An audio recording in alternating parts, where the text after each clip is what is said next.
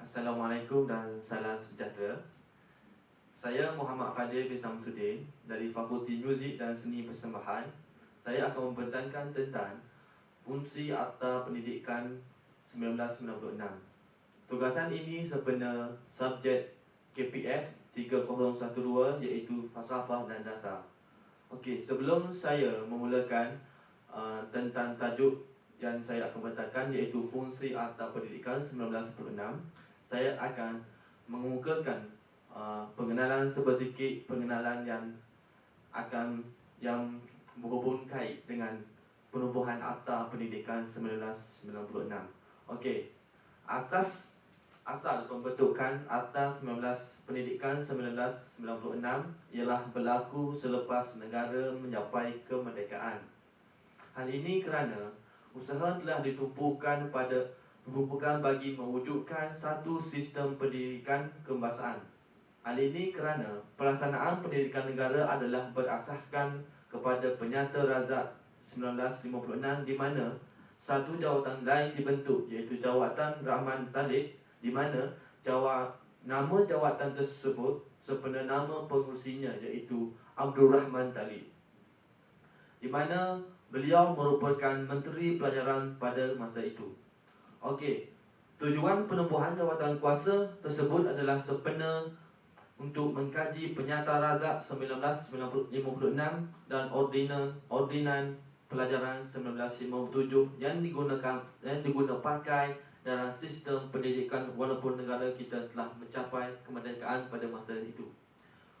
Okey, seterusnya jawatan berkenaan mengeluarkan laporan iaitu Penyata Rahman Talib pada 1960, di mana Akta Pelajaran 1961 telah digubah berdasarkan Penyata Razak 1956 dan Penyata Rahman Talib 1960.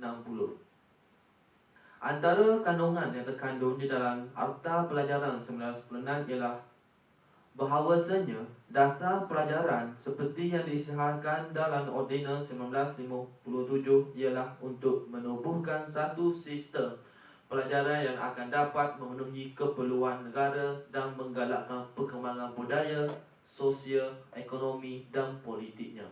Itu merupakan petikan Penyata Razak 1956. Dengan ini, tujuan utama atas pelajaran 1961 ialah soal perpaduan, di mana melalui penggunaan bahasa Melayu sebagai bahasa pengantar di sekolah, kurikulum dan peperiksaan yang sama yang diharap akan dapat memupuk perpaduan antara rakyat berbilang kaum di Malaysia. Okey, seterusnya, menurut Abdul Fattah 2001, falsafah pendidikan ialah satu sistem kepercayaan, pegangan atau prinsip am yang dibincangkan pelbagai hal mengenai pendidikan dan pengajaran yang patut dijalankan di sekolah atau di bilik-bilik darjah. Oleh itu, falsafah pendidikan menjadi nadi kepada pelaksanaan pendidikan kebangsaan di Malaysia, iaitu sebagai dasar dan ala tuju perpaduan. Segala usaha yang dilakukan dalam sistem pendidikan di samping bertujuan meningkatkan mutu pendidikan negara setaraf dengan negara luar seperti Jepun, negara Eropah dan sebagainya, negara maju. Contoh negara maju. Okey, seterusnya, sesuatu sistem pendidikan yang bertaraf dunia perlu mempunyai falsafah pendidikan yang unggul selain daripada kurikulum yang sentiasa mantap dan pelaksanaan proses pengajaran dan pengajaran yang berkesan. Sehubungan dengan itu, Falsafah Pendidikan Negara FAN telah ditulis pada 1988 dan menjadi Falsafah Pendidikan Kebangsaan FPK pada tahun 1996, selaras dengan perwataan Akta Pendidikan 1996. Oleh itu, akta kandungan yang terdapat dalam Falsafah Pendidikan Kebangsaan FPK ialah Pendidikan di Malaysia ialah satu usaha berterusan ke arah lebih memperkembangkan lagi potensi individu secara menyeluruh dan bersepadu untuk melahirkan insan yang seimbang dan harmonis dari segi intelek, rohani, jasmani dan emosi berdasarkan kepercayaan dan kepatuhan kepada Tuhan. Usaha ini adalah bertujuan untuk melahirkan warga negara Malaysia yang berilmu pengetahuan, berketerampilan, berakhlak mulia, bertanggungjawab dan berkeupayaan mencapai kesejahteraan diri serta memberi sumbangan terhadap keharmonian dan kemakmuran keluarga, masyarakat, bangsa dan agama. Selain itu juga, tujuan utama dalam Akta Pelajaran 1956 ialah bertujuan untuk membasmi golongan rakyat yang buta huruf. Sehubungan dengan itu, pendidikan secara percuma telah diberikan kepada semua pelajar. Hal ini juga, pengajaran pula memberi fokus kepada soal literasi dalam kalangan pelajar. Dan seterusnya, pendidikan adalah juga bagi membangunkan negara yang baru merdeka dari aspek infrastruktur seperti kemudahan awan, kemudahan kesihatan, perkembangan ekonomi berasaskan pertanian dan lain-lain. Dasar pelajaran pada masa itu juga mengharapkan agar keperluan tenaga rakyat di Malaysia dipenuhi melalui pendidikan. Akhir sekali, Akta Pelajaran 1961 diguna pakai sehingga akta baru diwatarkan dan dikuat kuasa pada tahun 1996, iaitu Akta Pendidikan 1996. Dalam tempoh tersebut, pelbagai pindaan ke arah yang lebih cemerlang telah dilakukan dari semasa ke semasa berdasarkan kesesuaian masa dan keadaan. Seterusnya, satu jawatan kuasa dikenali sebagai Jawatan Kuasa Kabinet telah ditubuhkan untuk mengkaji pelaksanaan sistem pendidikan negara yang dilaksanakan pada tahun 1961 pada September 1974. Jawatan kuasa ini dikerusi oleh Mahathir Mohamad, di mana dia merupakan Menteri Pelajaran pada ketika itu. Antara tujuan jawatan kuasa itu ditubuhkan adalah seperti pernyataan berikut, iaitu mengkaji semula matlamat dan kesannya sistem pelajaran sekarang, termasuklah kurikulumnya, bahawa keperluan tenaga rakyat negara dapat dipenuhi sama ada dari segi jangka pendek maupun jangka panjang, dan lebih-lebih lagi untuk memastikan bahawa sistem pelajaran itu dapat memberi matlamat ke arah melahirkan masyarakat yang bersatu padu, berdisiplin dan terlatih. Dengan ini, saya akan pergi lebih lanjut tentang fungsi Akta Pendidikan 1996. Antara fungsi pendidikan 1996 di global adalah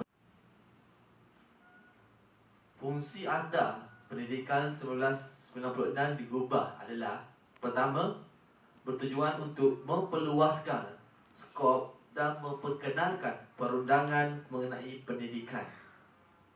Seterusnya, memantapkan pendidikan kebangsaan. Ketiga, memperkukuhkan bahasa kebangsaan, iaitu bahasa Malaysia, sebagai bahasa pengantaraan di setiap sekolah. Yang keempat, penyelarasan semua jenis kurikulum kategori sekolah melalui kurikulum sekolah.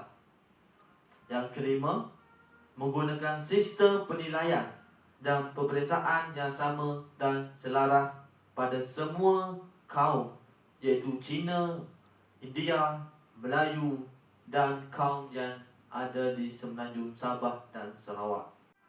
Yang keenam adalah perundangan pada tahap prasekolah hingga tahap pendidikan tinggi sama ada kerajaan atau swasta.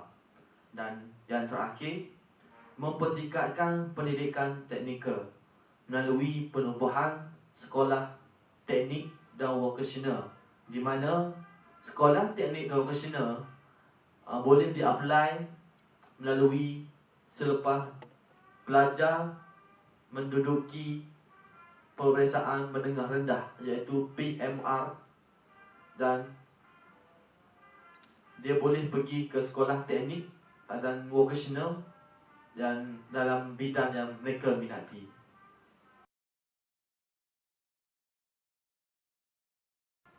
Kesimpulannya adalah Akta Pendidikan 1996 telah jelas menampakkan hala tuju dan wawasan pendidikan di negara kita. Ia tidak seperti Akta Pelajaran 1961 di mana ia hanya menumpukan kepada perpaduan antara kaum sahaja. Hal ini penting pada masa itu kerana negara kita Malaysia baru sahaja mencapai kemerdekaan dan tugas utama untuk menyatukan kaum yang ada di Malaysia ialah dengan Akta Pelajaran 1961. Oleh itu, Akta Pelajaran 1961 sesuai pada masa itu dan ia perlu diubah semula mengikut kehendak dan aspirasi pendidikan pada masa ini. Oleh itu, lahirlah Akta Pendidikan 1996 yang telah strategik dan dapat mencapai cita-cita negara. Hal ini kerana pendidikan bukan sahaja sahaja kepada pembangunan dari segi, tetapi ia merupakan dari segi emosi, jasmani serta intelektual individu tersebut. Seterusnya, dengan adanya akta baharu ini, maka hasrat dan cita-cita negara untuk menjadi sebuah negara yang maju dan berwawasan dapat dilaksanakan dengan jelas dan berkesan. Hal ini kerana ia dapat melahirkan tenaga kerja yang mempunyai daya inovatif dan kreatif. Ia juga merupakan satu akta yang dapat kita katakan boleh memenuhi cita rasa dan inspirasi negara, tetapi dalam beberapa sudut lagi ia perlu diperbaiki dan dikemaskinikan lagi. Sekian daripada saya. Terima kasih. Assalamualaikum warahmatullahi wabarakatuh.